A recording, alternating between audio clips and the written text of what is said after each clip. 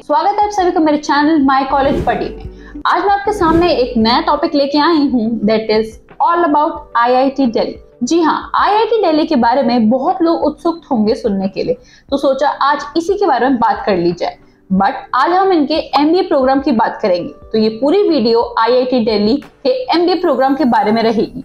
तो जो लोग यहाँ से एमबीए करना चाह रहे हैं ये वीडियो जरूर देखें। आइए शुरुआत करते हैं। सबसे पहले तो ये बात करते हैं, जैसे कि आप जानते होंगे जब भी टेक्निकल एजुकेशन की बात आती है तो आईआईटी दिल्ली का नाम सबसे ऊपर आता है। बट अब तो आईआईटी अपने मैनेजमेंट कोर्सेज के लिए भी बहुत फेमस हो गया है। तो जो लोग आईआईटी दिल्ली से एमबीए करने का सोच रहे हैं या फिर प्लान कर रहे हैं और इस कॉलेज को टारगेट कर रहे हैं तो ये वीडियो जरूर देखें। इसमें उनको कुछ इंपॉर्टेंट बातें पता चलेंगी जो कि उनके लिए बहुत काम आ सकती हैं। आइए शुरुआत करते हैं। The institute of technology Delhi यानी IIT Delhi offers a masters of business administration programme through its DMS यानी डिपार्टमेंट ऑफ मैनेजमेंट स्टडीज का डिपार्टमेंट, जो कि एमबीए प्रोग्राम कराता है। बेसिकली जो डिपार्टमेंट है यानी डीएमएस इस्टेब्लिश हुआ था इन द ईयर 1993, बट इसका एमबीए प्रोग्राम तब स्टार्ट नहीं हुआ था। 1993 में सिर्फ ये डिपार्टमेंट इस्टेब्लिश हुआ था, फिर 1997 में एमबीए प्रोग्राम को भी लॉन्च कर दिया गया। प्रोग्राम इसमें बहुत तरीके के होते हैं, मेनली बात करते हैं एमबीए के बारे में। ये कराता है एमबीए, फिर कराता है एमबीए इन टेलीकॉम, फिर कराता है एग्जीक्यूटिव एमबीए। तो दोस्तों अगर आपको एग्जीक्यूटिव एमबीए या फिर एमबीए इन टेलीकॉम के बारे में कुछ भी इंपॉर्टेंट इन्फॉर्मेशन चाहिए तो आप प्लीज इनकी वेबसाइट को विजिट करें और सारी अहम इंफॉर्मेशन वहां से लें, क्योंकि इस वीडियो में हम सिर्फ और सिर्फ एमबीए के बारे में बात करेंगे। वीडियो में आगे बढ़ेंगे, बट उससे पहले आपको कोई भी डाउट है, क्वेरी है रिगार्डिंग एनी कोर्स, यूनिवर्सिटी और exam, then you can fill our profile analysis form, the link for which is given in the description. Our team will contact you as soon as possible and will clear all your queries. अब जानते हैं कि MBA के कौन कौन से programme ये college कराता है। पहला आता है बिजनेस लॉस, दूसरा मैनेजमेंट अकाउंटिंग, फिर आता है फाइनेंशियल मैनेजमेंट, फिर आता है बिजनेस रिसर्च मेथड्स, फिर आता है ऑपरेशन मैनेजमेंट, फिर आता है मार्केटिंग मैनेजमेंट। तो ये सारे ऑप्शंस आपके पास एमबीए के लिए अवेलेबल हैं। तो अगर किसी को भी इन फील्ड में एमबीए करनी है इस कॉलेज से तो आप डेफिनेटली जा सकते हैं। जी रुकिए, अभी सारे ऑप्शंस खत्म नहीं हुए हैं, कुछ ऑप्शन और मैं आपको बताती हूँ, जैसे technical entrepreneurship, system thinking, international business, strategic alliance. तो अगर कोई भी बच्चा या किसी को भी एमबीए करनी है इन फील्ड्स में से, इस ऑप्शंस में से, तो आप डेफिनेटली यहाँ पे अप्लाई कर सकते हैं। अब बात करते हैं इनकी एलिजिबिलिटी क्राइटेरिया के लिए, जो कि सबसे इंपॉर्टेंट चीज है। सबसे पहले वही normal bachelor degree of 3 years in any field but from a recognized and renowned university, and that university should be approved by UGC। साथ ही साथ मिनिमम 60% मार्क्स की रिक्वायरमेंट है।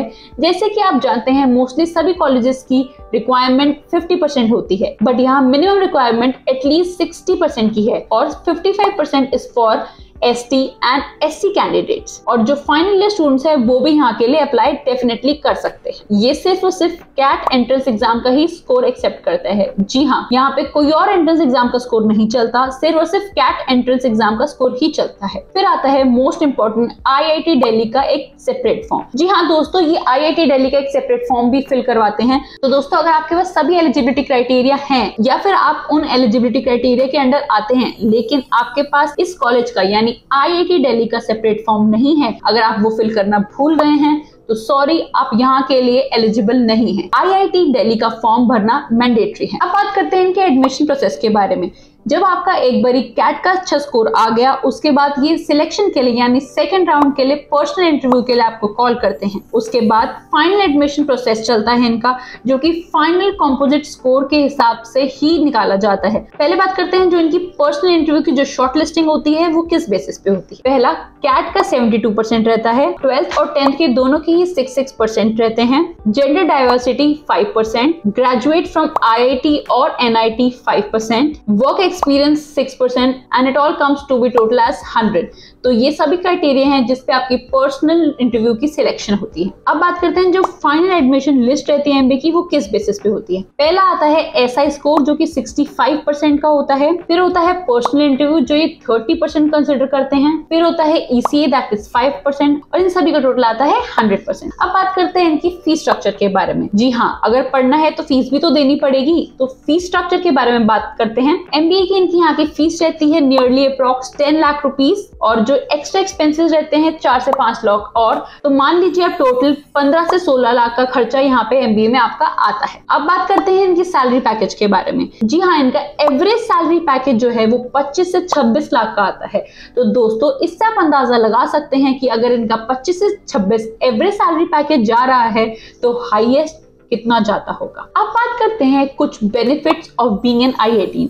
जी हाँ, अगर आपने आईआईटी में एडमिशन ले लिया है तो ऐसे क्या बेनिफिट्स हैं जो आपको मिलते हैं। पहला कि इसका बहुत बड़ा ब्रांड नेम है। जी हाँ, हर बच्चा आईआईटी के नाम को तो जरूर जानता ही होगा। दूसरा, इसका जो एवरेज पैकेज आता है वो ही काफी अच्छा है। जैसे कि मैंने आपको बताया 25 से 26 लाख इनका एवरेज पैकेज जाता है, उससे आपने अंदाजा लगा लिया होगा कि हाईएस्ट कितना जाता है। तो बेसिकली एक अच्छे ब्रांड नेम के साथ आपका सैलरी पैकेज भी काफी अच्छा रहता है आईआईटी दिल्ली से। तीसरा आता है इनकी फीस भी ज्यादा नहीं है। मैं ये नहीं बोलूंगी कि बहुत कम है, बट जो और बिजनेस स्कूल्स हैं या एमबीए कराते हैं जो बड़े बड़े बिजनेस स्कूल्स हैं उनके कंपैरिजन में इसकी फीस कुछ बहुत ज्यादा नहीं है, या फिर अगर जितनी है भी तो उतनी की यहाँ से वर्थ स्टूडेंट को जरूर मिलती है। तो स्टूडेंट्स जो भी आईआईटी दिल्ली को फोकस कर रहे हैं या आईआईटी दिल्ली को टारगेट कर रहे हैं फॉर देयर एमबीए प्रोग्राम, तो इस वीडियो को जरूर देखें। तो अगर आपको मेरी वीडियो अच्छी लगी हो, इसको लाइक करें, कमेंट करें और शेयर करें, और हाँ, सब्सक्राइब करना ना भूलें। ऐसी ही और वीडियोस के लिए मैं आपको जल्दी ही मिलूंगी। तब तक के लिए मेरे साथ बने रहिए।